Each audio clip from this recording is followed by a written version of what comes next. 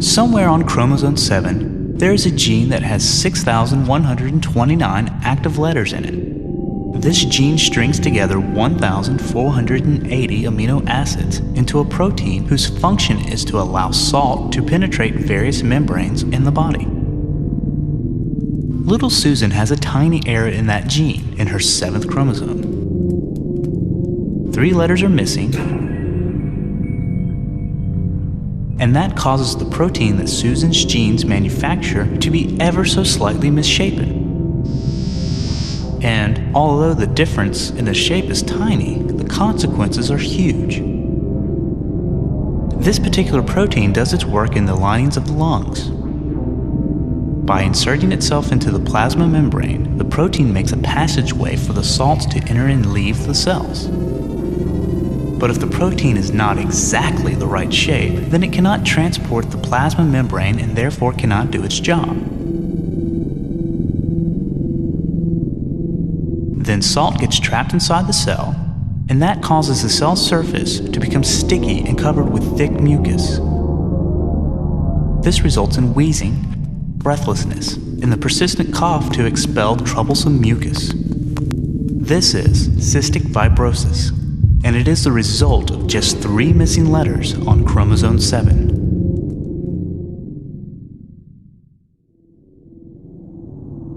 Perhaps even more tragic is Tay-Sachs disease.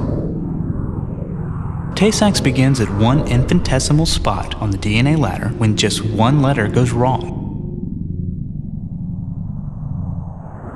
This mistake comes down to just 4 atoms. That's it. But the error in that gene creates a problem in this protein, which is supposed to dissolve fatty materials in the brain. But now the protein doesn't work. So fat builds up, swells the brain, and eventually strangles and crushes the critical brain cells. Infants with Tay-Sachs disease appear to develop normally for the first few months of life. Then, as nerve cells become distended with fatty materials, a relentless deterioration of mental and physical abilities occur. The child becomes blind, deaf, and unable to swallow. Muscles begin to atrophy and paralysis sets in.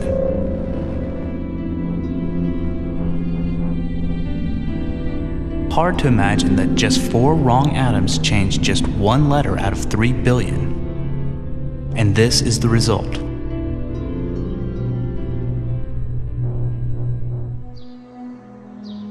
When genetic diseases run through families, then we know the mutations in the genes that cause these diseases are being inherited.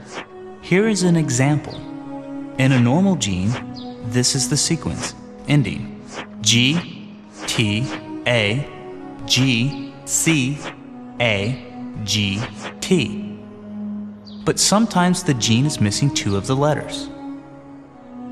This new configuration is a mutation that can often lead to breast cancer, and it is passed from generation to generation, causing the potential for disease to be passed down as well.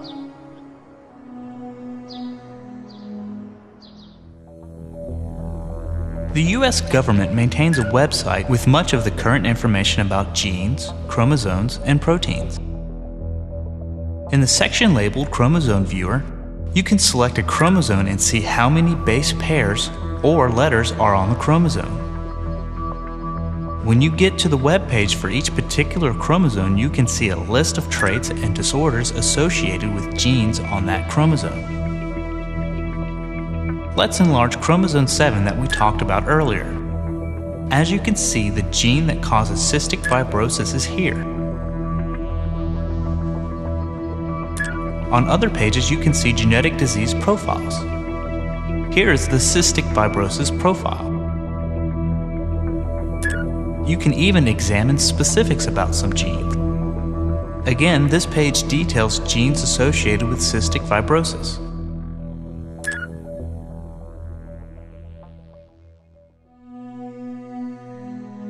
How can we fix genes that are broken? Gene therapy is a new and promising technology.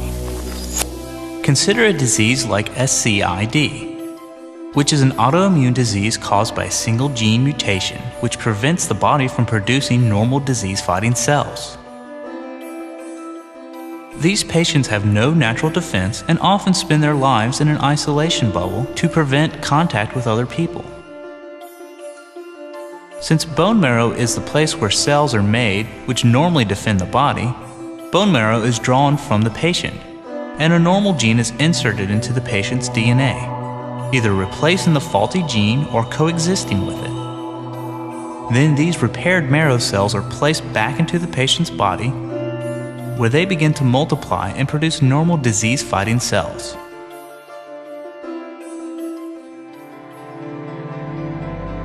Another example of promising gene therapy involves muscular dystrophy. Muscular dystrophy is a genetic disorder characterized by insufficient production of a protein called dystrophin. Disease victims' muscles eventually weaken to the point where they cannot survive. Researchers studying dystrophy in rats have successfully used a harmless virus to transmit the missing gene to every muscle of the rat's body, reversing the muscle wasting that characterizes the disease. This is a magnified image of the quadriceps muscle of a normal mouse. The dystrophin protein is shown in green and outlines the cells in the muscle. This is a similar image of the mouse victimized by muscular dystrophy. And this remarkable image shows a muscle in that same mouse 6 weeks after the gene therapy.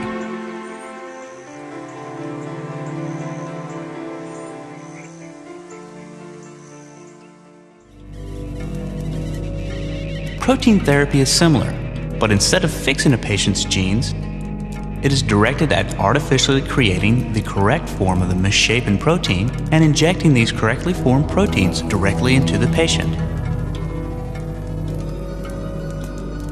This may prove to be easier in the short term because we don't have to identify the specific genetic errors that cause the protein to be misshapen in the first place. We only have to supply the proteins that have the correct shape. Scientists have successfully produced a goat that has been genetically modified so that her milk contains a human protein that can be extracted and given to patients who cannot manufacture it themselves.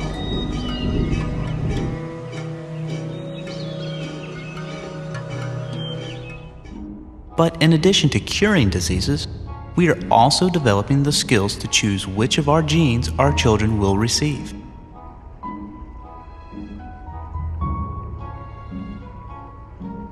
Greg and Marie are about to hear the results of their in vitro fertilization from their genetic counselor. They are about to face the full implications of this emergent technology. Your extracted eggs, Maria, have been genetically matched in vitro with Greg's sperm. Now, you've selected a boy with blue eyes, brown hair, and fair skin. As an adult, he'll be 5 feet 11 inches tall, and his IQ will be near genius level. Now, I've taken the liberty of eliminating a few undesirable traits: alcoholism, cancer, Alzheimer's, baldness, obesity. Well, I thought certainly no diseases, but we were wondering if we shouldn't leave some characteristics to chance. You want to give your child the best possible start. Remember, this child is still you, simply the best of you. You could conceive naturally 1,000 times and still never get such a result. I'll give you a minute to think about it. Should we choose the best that's in us for our children?